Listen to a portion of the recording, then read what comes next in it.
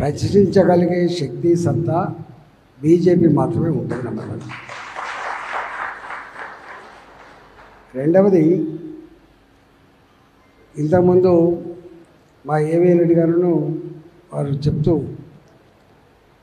Free బీస్ అంటే ఉచితాలు అనే సబ్జెక్ట్ చెప్పిండు. భారతీయ జనతా పార్టీ ఎప్పుడు కూడా వెల్ఫేర్ యాక్టివిటీకి విరుద్ధమైన పార్టీ కాదు. ఇంటింటికి 5,000 రూపాయలు ప్రతి నెల ఇస్తాను కూడా వ్యతిరేకం కాదు. కానీ నీ అబ్బాయి జాగీర్ మాత్రం కాదని గుర్తుపెట్టుకోమంటున్నారు. ప్రభుత్వాలు ముఖ్యమంత్రి అయినా ప్రధానమంత్రి అయినా వీళ్ళు కస్టోడియన్స్, వీళ్ళు కేవలం కాపలదారులు మాత్రమే తప్ప ఓనర్లు మాత్రం కాదు. సంపదకు ఓనర్లు, ఈ రాష్ట్ర ఖజానాకి ఓనర్లు ప్రజలు మాత్రమే తప్ప ముఖ్యమంత్రులు కాదు.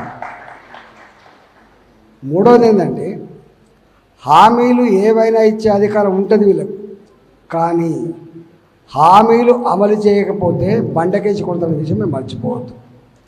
అమలయ్యే హామీలే ఇవ్వాలి తప్ప అమలు కాని హామీలు ఇవ్వద్దు.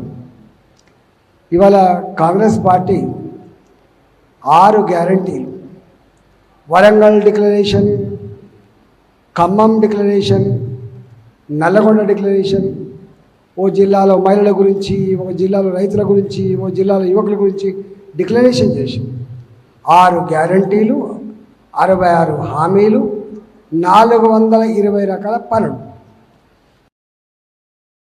కానీ 6 నెలలు గడిచినప్పటికి కూడా ఒక్క హామీ అమలు కావట్లేదు. ఎక్సెప్ట్ ఆర్టీసీ బస్సులలో మహిళలకు ఉచిత ప్రయాణం తప్ప ఏ ఒక్క హామీ కూడా అమలు కావట్లేదు.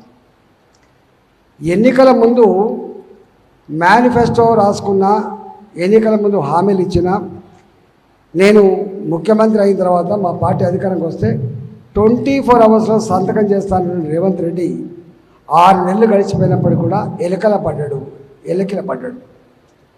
ఎందుకు ఈ మాట అంటున్నామంటే, కేసీఆర్ గారు ఇలాంటి హామీని 2018లో ఇచ్చిండు. 1,00,000 రూపాయలు రుణమాఫీ చేస్తా, నిరుద్యోగ యువకులకి నౌకరీ వచ్చేంత వరకు 3,600 రూపాయలు ఇస్తా, ఇలాంటి హామీలు ఇచ్చింది. కానీ 3,116 రూపాయలు అమలు కాలి. 1,00,000 రూపాయల రుణమాఫీ అమలు చేయడానికి చేత కాకపోతే, చతికిల పడితే, రేపు ఓట్లకు పోతే ప్రజలు రానియరని హైదరాబాద్లో ఉన్నటువంటి రింగ్ రోడ్ అమ్ముకుంటే వచ్చిన డబ్బు, హైదరాబాద్లో ఉన్నటువంటి భూములు అమ్ముకుంటే వచ్చిన డబ్బు తీసుకుపోయి బ్యాంకులో కడితే వడ్డీకి సరిపోయింది తప్ప అసలు తేలిలేదు. మరి నంబర్ 1 అని చెప్పే ముఖ్యమంత్రి సంపదకు కొదవలేని రాష్ట్రంలో 4.5 సంవత్సరాలు గడిచినప్పటికీ కూడా 1,00,000 రూపాయల రుణమాఫీ తెలంగాణ రాష్ట్రం కాకపోతే 2,00,000 రూపాయల రుణమాఫీ చేయగలిగే దమ్ము రేవంత్ రెడ్డికి ఉందా అనేది ఇక్కడ సమస్య. అందువల్ల ఇవాళ హామీలు ఇచ్చిండు, 6 నెలలు అవుతుంది, ఎక్కడ కుర్రాలి. 2,500 రూపాయలు మహిళలకు ప్రతి నెల అకౌంట్లో వేస్తా అని చెప్పిండు. 2,000 రూపాయల పెన్షన్ ఏం కర్మ, 4,000 రూపాయలు ఇస్తా అని చెప్పిండు, ఇంతవరకు కాలేదు. కొత్త పెన్షన్ ఇస్తా అని చెప్పిండు, కొత్త పెన్షన్ ఇవ్వలేదు. చివరికి రూపాయి ఖర్చు కానీ రేషన్ కార్డు కూడా ఇప్పటిదాకా రేవంత్ రెడ్డి ఇవ్వలేదు. అంటే ఎంత మోసం చేసిందో మనకు అర్థం కావాలి. కాబట్టి ఇక్కడ పోటీ మూడు పార్టీలు అనుకున్నాం. ఒకటి బీఆర్ఎస్ పార్టీ, అది కూడా ఇప్పుడు లేదు. రెండోది కాంగ్రెస్ పార్టీ, ఇప్పటికే ఇచ్చిన హామీలు అమలు చేయకుండా ఉంది.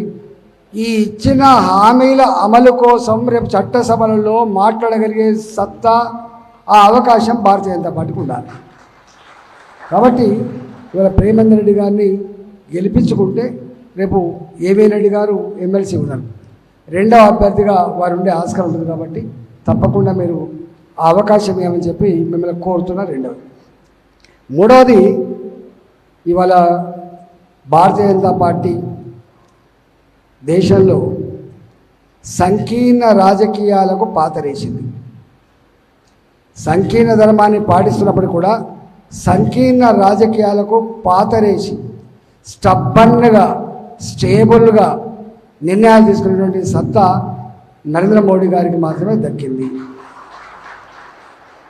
అంతకుముందు మీకు తెలుసు, ఒకే 5 సంవత్సరాల కాలంలో ఎంతమంది ప్రధానమంత్రులు మారిండ్రు, ఈ సంకీర్ణ ప్రభుత్వంలో ఎన్ని స్కాములు అయినాయి. ఓడు అటు కూస్తాడు, ఓడు ఇటు కూస్తాడు, ఓడు ఈ స్కామ్ చేస్తాడు, ఓడు ఆ స్కామ్ చేస్తాడు. సొంత మంత్రులే జైలుకు పోయిన చరిత్రను ఈ భారతదేశం చవిచూసింది. బంగారం కుదపెడితే తప్ప జీతాలు ఇవ్వలేని పరిస్థితిని ఈ దేశం చవిచూసింది. ఇవాళ సంకీర్ణ రాజకీయాలలో ఎన్నెన్ని రకాల స్కామ్లు జరగడం మీరు చూసిండ్రు. కోల్ స్కామ్ సంకీర్ణ రాజకీయాలు అప్పుడు జరిగింది. 2G స్కామ్ సంకీర్ణ రాజకీయాలు జరిగింది. బోఫర్ స్కామ్ సంకీర్ణ రాజకీయాలు జరిగింది. అంటే ఏ స్కామ్ జరిగినా కూడా సంకీర్ణ రాజకీయాలు ఈ దేశాన్ని పాలిస్తున్నప్పుడు దాని నాయకత్వం వహించినటువంటి పార్టీ మేజర్గా కాంగ్రెస్ పార్టీ అయినప్పటికీ ఇవాళ పాలించడంలో విఫలమై అనేక రకాల స్కాములు జరిగినాయి.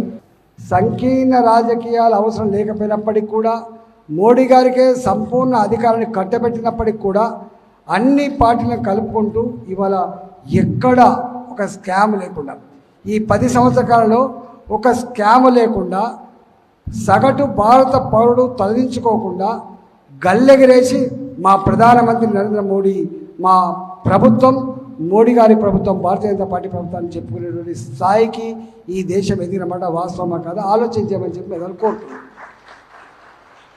దానికి అనేక ఉదంతాలు ఉన్నాయి. ఆ ఉదంతాలు చెప్పుకుంటూ పోతే ఇవాళ ఓడిచేది కాదు. కాంగ్రెస్ పార్టీ 2014లో మోడీ గారు ప్రధానమంత్రి అయితే భారతీయ జనతా పార్టీ అధికారంకి వస్తే ఏమైందని చెప్పిండ్రు? ఈ దేశం విచ్ఛిన్నమవుతుంది, ఈ దేశంలో మతకాలాలు రాజ్యం వెళ్తాయి, ఈ దేశం డివైడ్ కాబడుతుంది, ఈ దేశంలో రక్తపాతం అవుతుంది. 2014లో కాంగ్రెస్ పార్టీ భారతీయ జనతా పార్టీ మోడీ గారి మీద చేసినటువంటి ఆరోపణ. ఈ 10 సంవత్సరాల కాలంలో ఎక్కడైనా 10 ఏళ్ల కాలంలో మత కలహాలు జరిగినాయా? రక్తపాతం జరిగిందా? విచ్ఛిన్నమైందా? ఏమైనా స్కామ్ జరిగిందా? ఒక్క మాట చెప్పాలంటే మొట్టమొదటిసారిగా 75 సంవత్సరాల చరిత్రలో ఈ 10 సంవత్సరాల కాలంలో మోడీ గారి హయాంలో జరిగిన పరిపాలన సగటు భారతీయుడు గర్వపడేదిగా ఉంది తప్ప కుంగిపోయేదిగా మాత్రం లేని విషయం మనకు తెలుస్తూ ఉంది. ఎక్కడ ఆనాడు దిల్షుఖ్నగర్లో సాయిబాబా మందిరికి పోతాం. ఎందుకు పోతాం? నా కుటుంబాన్ని చల్లగా చూడమని, నా సమాజం చల్లకూడని చెప్పి పోతాం. అభం శుభం తెలియని పూజకు పోయినటువంటి సాయిబాబా మందిర భక్తులు బాంబుల మూతలో తెగిపడ్డ కంఠాలను చూసింది, ఎగిరిపడ్డ మాంసం ముద్దలు చూసింది, చిందిన రక్తం చూసింది వాళ్ళ హయాంలో. లుంబిని పార్కులో ఏం జరిగిందో మీరు చూసిండ్రు. కోటిలో ఉన్నటువంటి గోకుల్ చాట్ దగ్గర పెళ్ళిన బాంబులను చూసిండ్రు. హైదరాబాద్ టెర్రరిస్టులకు అడ్డాగా మారిపోయింది. హైదరాబాద్లో స్లీపర్ సెల్స్ ఉండేటువంటి వార్తలు వచ్చినప్పుడు గజగజ వరికిపోయింది. సామాన్యుడు బయటికి పోతే తిరిగి వస్తువు లేనటువంటి పరిస్థితి ఉండేది. షాపులలో మెటల్ డిటెక్టర్లు పెట్టుకునే చరిత్ర చూసినాం. కానీ మోడీ గారి హయాంలో ఎక్కడా మెటల్ డిటెక్టర్లు లేవు, ఎక్కడా తెగిపడ్డ కంఠాలు లేవు, ఎక్కడ బాంబుల మూతలు లేవు.